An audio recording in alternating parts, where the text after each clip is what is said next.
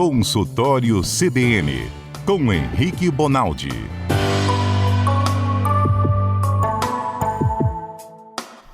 Oi, doutor Henrique, boa tarde, tudo bem? Boa tarde, gente, tudo bem? Como é que vocês estão? Graças a Deus, tudo bem, doutor Henrique. Isso é Botafogo, algum time assim, não, né? Não, sou fluminense. Botafoguense só tem o Dadate, que é um amigo meu, e a antiga Beth Carvalho, que faleceu. O senhor não está ouvindo o programa. Dezenas não, e tô brincando, dezenas de pessoas. eu tava, tô brincando, não é brincadeira, piadinha. Minhas filhas são botafoguenses. Ah, que legal. Por conta do meu sogro, nós fizemos questão. Elas não têm ideia do que é isso, mas elas são botafoguenses. Doutor Henrique, se eu não puder responder, tudo bem. Mais cedo, o Carlos Alberto, nosso consultor para assuntos intelectuais, deu um depoimento bonito aqui, chorou. E ele falou que ele se formou na faculdade depois de uma certa idade, porque a gente comentou sobre etarismo aqui, alguns alunos debocharam de uma aluna mais velha na escola, enfim. E ele deu um depoimento bonito aqui, se emocionou. Por que a gente chora? Por que nossas emoções se liquefazem em lágrimas? Vai perguntar bonito assim longe, hein? Alguém já perguntou tão bonito assim pro senhor? Eu não sei te falar qual que é o mecanismo do choro. Eu fico devendo isso para você, mas na semana que vem, agora até você me deixou com a pulga atrás da orelha. Mas o choro, ele é... E o choro, às vezes, é controlável, né? Em algumas situações, não é. Aí essa alça também, que horas a gente consegue controlar ou não, eu também vou trazer para você na semana que vem, mas não sei te falar. Obrigado. Vou repetir a pergunta, que eu me achei muito fazendo essa pergunta. Por que nossas emoções se liquefazem em lágrimas? Semana que vem, então, eu respondo. Obrigado. Aqui, mas eu sei por quê. Mas eu sei por que o nariz fica ruim quando você chora. Por que você fica fungando quando você chora? Se você chora pelo olho.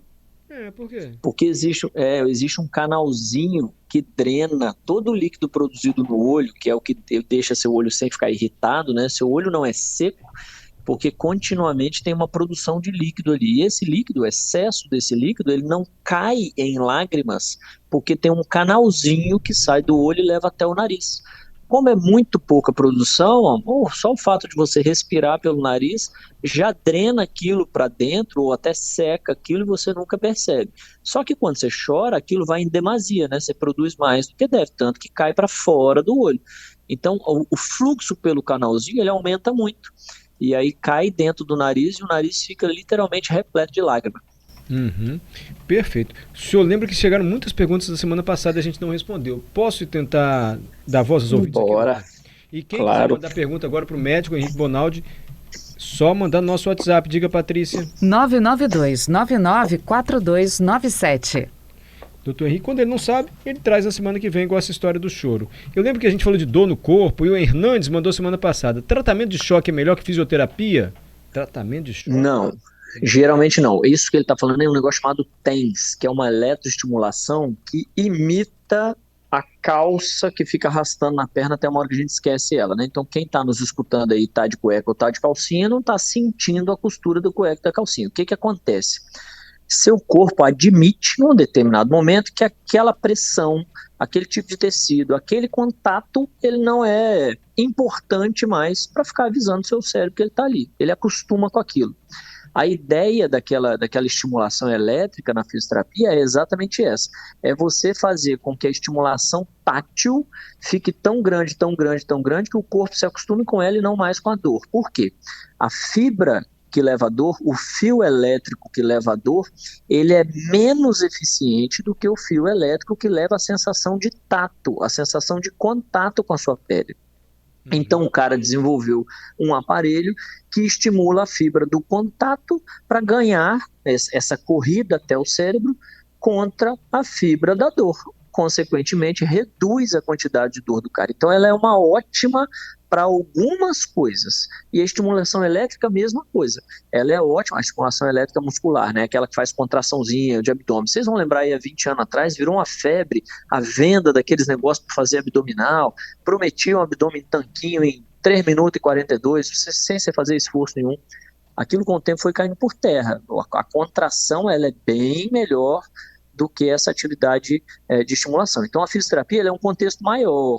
A eletroterapia é um braço da fisioterapia, mas não é o principal. Perfeito. Você já respondeu o Júlio? O Júlio perguntou exatamente sobre isso, sobre aqueles aparelhos. Luiz, ele tem capsulite no ombro. O que o senhor recomenda? O que é capsulite? Capsulite, nos livros isso chama de capsulite adesiva, porque ela parece um adesivo mesmo, presta atenção. A articulação, que nada mais é do que um osso com o outro, né? O encontro de um osso com o outro que dá essa mobilidade. Se você contrair a mão como se fosse pegar uma bola, você vai ver que as articulações elas se mexem de uma forma simétrica e ela nunca rangeu, né? Ela nunca faz igual o Fusca velho, né? Não faz isso. Por que que não faz? Porque em volta desses ossos que se mobilizam, que se encostam, existe uma cápsula que segura lá dentro um líquido, igualzinho a graxa. É a mesmíssima coisa. E it é inflamação. O senhor falou tudo que é it é inflamação. Isso. Aí a capsulite nada mais é do que um longo e crônico processo de inflamação de alguma estrutura articular. Dentro daquela articulação tem tendão, tem músculo, tem ligamento, tem o líquido, tem uma proteção, como se fosse um capacete em volta de cada osso desse. Então essas estruturas, ao longo do tempo, elas podem inflamar.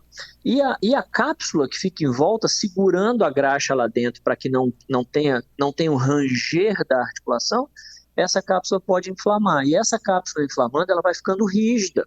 Então, ao invés de ser uma cápsula molinha, que permite a articulação subir e descer, ela vai se adesivando, ela vai ficando cada vez mais rígida.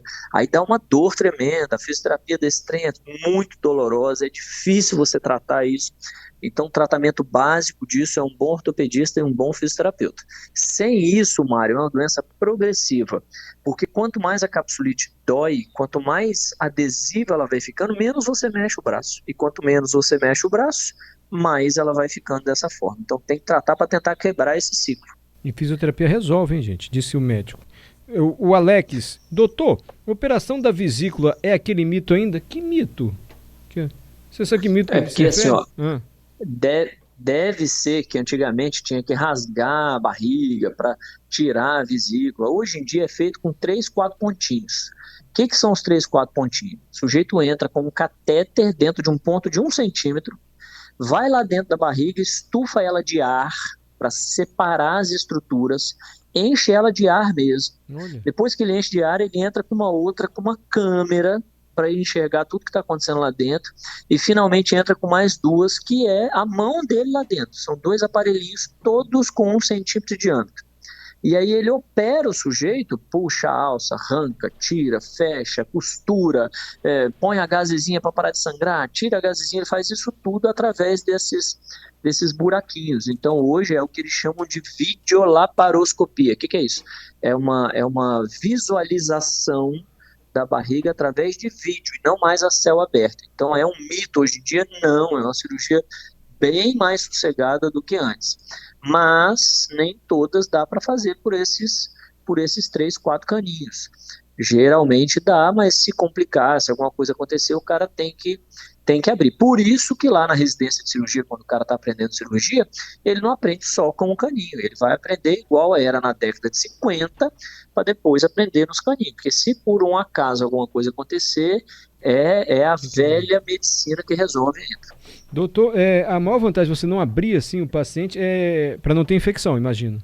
Infecção e o pós-operatório é muito mais rápido. Como você não tem que cortar músculos, aponeurose e tudo mais, a recuperação do cara é fenomenal. Assim, é o tempo que ele tem para absorver aquela quantidade de gás que teve que ser jogado lá dentro, que parte desse gás ele é aspirado antes de terminar a cirurgia, mas parte ainda fica ali. É o tempo dele pegar de volta aquilo e ele está sem dor, sem absolutamente nada, andando em posição ortostática normal, não tem dor, não tem risco de sangramento porque a cirurgia foi grande, nada disso. Então é muito mais sossegado. Mas a infecção também é um dos pontos, viu, Mário? Bem colocado. Só lembrando, a vesícula é aquela bolsinha que o senhor falou, não é? Que fica... Isso, a vesícula é a bolsinha que fica esperando o fígado produzir o detergente e fica armazenando aquele detergente. Esse detergente chama bile.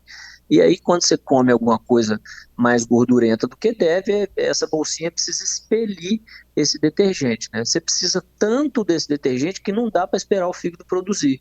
Você tem que ficar ali armazenando. Por isso que quem é colecistectomizado, ou seja, que não tem mais a vesícula porque tirou, minha mãe é uma paciente colecistectomizada, Se você der feijoada, coisa de porco, sorvete, rapaz, minha mãe fica espumando, parece um cão raivoso, porque dá uma sensação muito ruim, porque o fígado não é capaz de produzir o volume e a velocidade com que precisa ser produzido esses detergentes para quebrar a gordura. Então você fica com muita gordura. Entendi. A gente falou de dor no pé semana passada e a Tânia está com dor no dedo. Tânia, eu tenho um problema em 2 dedos do pé esquerdo. Ela diz que começa a andar, o dedo dói. Tem algum motivo? Ela não sofreu nenhum trauma, não deu uma topada, nada, mas 2 dedos do pé esquerdo dela dói. Ô, Tânia, pode ser desde algo local, lá no dedinho do pé, até uma escoliose, pra você ter ideia. Sua coluna tá torta. Isso é um negócio super difícil de dar diagnóstico. Geralmente é um ortopedista com muita calma que olha, examina com calma, porque às vezes vai fazer uma ressonância desse pé seu e tá tudo normal. Aí o cara precisa ir subindo o segmento, sabe? Então quem tem problema de rotação de quadril, quem tem problema de lombar, quem tem problema de coluna, às vezes reflete com essas dores no pé. Então assim, como é uma investigação muito vasta, não tem jeito aqui da gente tentar adivinhar o que é, não. Mas a sacada é um bom ortopedista. Nesse caso, Tânia, talvez um bom clínico até resolva, mas eu acho que você só salva indo num bom ortopedista, não é qualquer um também não. É num cara que vai sentar, te escutar, pôr a mão, examinar, para depois pedir exame e entender. Porque toda dor plantar, Mário, toda dor de pé, toda dor na planta do pé, não é simples, não é um negócio local. Não é igual encravar a unha, pronto. Encravei a unha, meu problema é na unha. No pé não é assim. Basta lembrar que a grande maioria dos brasileiros sustenta pelo menos 60 quilos em cima de cada pé. Então é 30 quilos para cada pé todo santo dia. Se o cara trabalha de pé 18 horas por dia, por 18 horas. Já pé, meu amigo, ele vai doer. E aí descobrir por que ele está doendo, avaliação clínica com calma. Doutor, o senhor está falando de pé, o fato de eu ser cambota, assim, minha perna é torta, tem algum problema? Não, nasci assim, já acostumou o corpo assim, ou posso ter alguma dor nas costas? Sabe cambota, perna de alicate? É porque é jogador de futebol, né? Craque é assim obrigado. mesmo. Eu queria chegar em mim, eu queria chegar nesse ponto. Porque a pessoa brinca comigo, eu nunca liguei para isso, mas será que isso pode dar algum problema de coluna, o fato de ter a perna... Pode? Pode, existe. Pode. Toda Tanto vez que a gente está problema vendo o cara com perna mais arqueada, ou às vezes aqueles joelhos que se encostam, né? Aquilo tem um nome, genovário e genovalgo, que a gente chama. Geno de joelho, valgo e varo, porque é a angulação do seu joelho. Meu então pai essas do céu, alterações... Eu sou genovago ou sou genovaro? Você é genovaro. Genovalgo é quem encosta os joelhos. Genovaro é o cara que é igual Garrincha, com aquelas pernas bem arqueadinhas, que é geralmente jogador de futebol. Jogador de futebol geralmente... de jeito nenhum no outro. Nunca encostei um joelho no outro. Aí, Mário, esse contexto é a base de sustentação da sua coluna. Então, isso pode um dia te dar dor de coluna, problema de coluna? Pode. Vai acontecer? Não. Eu tenho paciente que tem 90 anos de idade, que por conta de artrose foi piorando o genovaro. Hoje dá para você pular no meio das pernas tranquilamente, sem encostar no joelho do sujeito, e ele está super bem, sem dor, com 90 anos. Então, não é uma condição sine qua non. Não é que vai acontecer. Sim. Mas é mais propenso do que o indivíduo que não tem esses desníveis, essas alterações. É mais propenso. Então eu sou genovaro, perna cambota de alicate genovaro. Eu tenho dor na lombar, mas não deve ser por isso. Espero. Doutor, Marinês mandou pergunta também semana passada. Omeprazol dá problema nos ossos? Isso tem 2 mitos do omeprazol que precisa omeprazol é remédio para quê, doutor? Que eu não sei. Omeprazol é um remédio para diminuir a quantidade de ácido que o estômago tem. Então é muito usado para refluxo, é muito usado para gastrite, é muito usado para quem tem azia, é muito usado às vezes de SOS, o cara deixa lá no bolso, o dia que ele vai comer mais que deve, ele toma, porque aí não fica com aquela sensação de ficar rotando toda hora. Então ele é um remédio que fala assim pro estômago, calma aí, bicho, não precisa fazer tanto ácido assim não, fica tranquilo aí que tá tudo bem. Essa medicação tem 2 mitos que atrapalham muito a população que precisa usar ela. Tem gente que acredita tão mais no mito que para de usar a medicação. E quais são os 2 mitos principais dessas medicações, desse tipo de medicação? Primeiro, que causa Alzheimer. Então, teve uma época aí, há 6, 7 anos atrás, que inventaram um trem de que o omeprazol dava Alzheimer, e hoje o pessoal da gastro tem às vezes até dificuldade de falar para o cara, rapaz, toma, calma, porque tem que ter indicação, não é um remédio que você compra na farmácia, assim, igual dipirona para você tomar toda hora, né? E a outra coisa é a questão da osteoporose. Então, não, a priori, não são medicações que dão um nível de osteoporose preocupante, nem tampouco quadro demencial igual ao Alzheimer preocupante. Pode acontecer em alguns indivíduos? Pode. Quem é que vai falar para você se você é um cara de risco ou não? E mesmo que você seja um cara de risco, se vale a pena peitar o risco ou não? Seu médico, seu clínico ou seu gastro, deixa na mão dele. O sujeito fez 10 anos de medicina para falar para você para tomar esse trem. Você não inventa de olhar para o lado porque seu vizinho parou, porque ele está preocupado com a osteoporose dele, não, que vocês são diferentes. Beleza. Ivanilda, já que vai falar de choro, pergunta por que algumas pessoas não choram. Eu não consigo chorar, diz a Ivanilda. Eu tento, e é importante chorar em algumas situações, mas eu não consigo. Ivanilda, choro semana que vem que o doutor vai pesquisar, tá bom? Registra aí, doutor Ivanilda. Mas deixa eu só falar um negócio, Ivanilda. A ideia do não chora é mais ou menos a mesma ideia do febre interna. Não existe isso, presta atenção. Eu achei a vida inteira que meu pai não chorava. Meu pai chora, ele chorava na minha frente. Em alguns momentos você consegue transformar aquela emoção em outro sentimento que não o choro. Ótimo. Ótimo ou que péssimo, porque tem gente que acha que o sono ele externa a questão emocional. E você não precisa externar a questão emocional só através do choro, você pode usar de outros artifícios também. Então essa história de que fulano não chora, ou é porque não deram uma marretada no dedão dele, ou é porque ele está conseguindo desviar a emoção dele para um outro aspecto, tá bem? Mas cuidado, porque senão a gente fica assim, fulano não chora, ele não sofre. Não é assim não. O cara sofre igual todo mundo. Sofrimento faz parte do ser humano. Não tem quem não sofra. É que tem gente que é escandaloso e chora, tem gente que aguenta mais o tranco e transforma isso em outra relação, tá bem? Tá ótimo. Guto Cowboy, ô Mário, não vai esquecer minha pergunta. Guto Cowboy, eu jamais esqueci. Logo a sua, Guto Cowboy. Por que às vezes, ele falou, já mandei, você não fez a pergunta, agora chegou sua vez, Guto. Doutor, por que às vezes quando eu vou engolir alguma coisa, até mesmo água, para na garganta? Parece que deu um nó ali, é uma situação ruim para mim. Eu já sei, se eu me corrija se eu estiver errado, doutor, com o passar dos anos, essa musculatura aqui do pescoço vai ficando mais, não sei se posso usar o adjetivo cansada, mas ela vai perdendo força para fazer esse movimento de glutição. Isso é verdade, doutor? Não vai é o caso perdendo, do isso chama... Ô Guto, isso chama disfagia. O que é a disfagia? Toda vez que a gente fala a gente está falando de algo que não está funcionando direito. E fagia é fome, é engolir. Então, disfagia quer dizer problemas para a deglutição. Isso precisa ser avaliado, porque isso pode ser desde uma sensação sua, tem gente que fala assim, né? Fiquei tão nervoso que eu achei que estava com bolo na garganta. Quantas vezes? Né? Meu coração veio na garganta. Isso pode ser uma sensação completamente inespecífica, sem qualquer relação com doença, gravidade, nada disso. Mas isso pode ser o início de uma doença grave. Por exemplo, esses quadros demenciais, Alzheimer, demência de Parkinson, às vezes cursam com isso. O sujeito começa a ter baixa capacidade de deglutição. Aliás, Mário, tem um monte de gente que chega no hospital com pneumonia, que no final das contas a pneumonia foi ocasionada porque o cara está disfágico, ele tá com tão baixa capacidade de deglutir que ele está aspirando. Lá depois da boca, quando você joga o alimento para trás da língua, o alimento tem que decidir se ele vai para trás no esôfago, que é aquele caninho que cai lá no estômago, ou se ele vem para frente do pescoço para a traqueia. E é claro, em todos nós, a vida inteira decide ir lá para trás no esôfago. Esse sujeito que vai perdendo a capacidade de jogar o bolo alimentar para o lugar certo, ele vai jogando para frente e vai caindo na traqueia. Quantas vezes vocês já me escutaram assim, fulano de tal tá velhinha, tadinha, tosse quando vai tomar água, tosse muito quando vai jantar. Esse sujeito está disfágico, ele tem disfagia, ele não está conseguindo jogar o bolo alimentar lá para o esôfago, que é a parte de trás do pescoço, ele está jogando para frente. Aí, Mário, ele chega lá com pneumonia, quando você vai investigar, a pneumonia era menor dos problemas do cara. Ele teve um AVC e não sabia, ele está abrindo um quadro de Alzheimer e não sabia, ele tem um câncer daquela região e não sabia.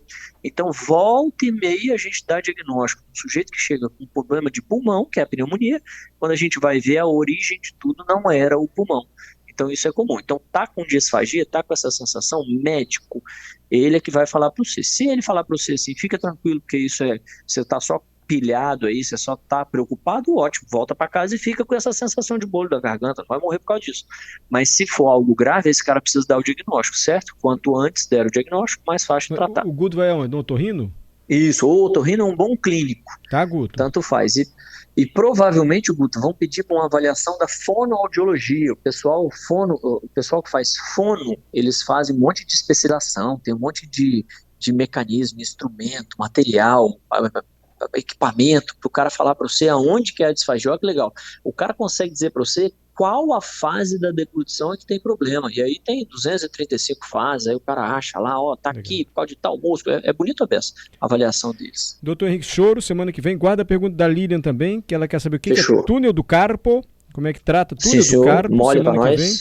Tiago também diz que está tomando omeprazol todo dia para gastrite, só pode dar mais uma palhinha sobre isso aí. E o Geraldo Tá só falou que bem. tinha perna cambota, fez uma cirurgia e melhorou. Doutor Henrique, muito agradecido, até a próxima terça. Tchau, gente. Boa semana.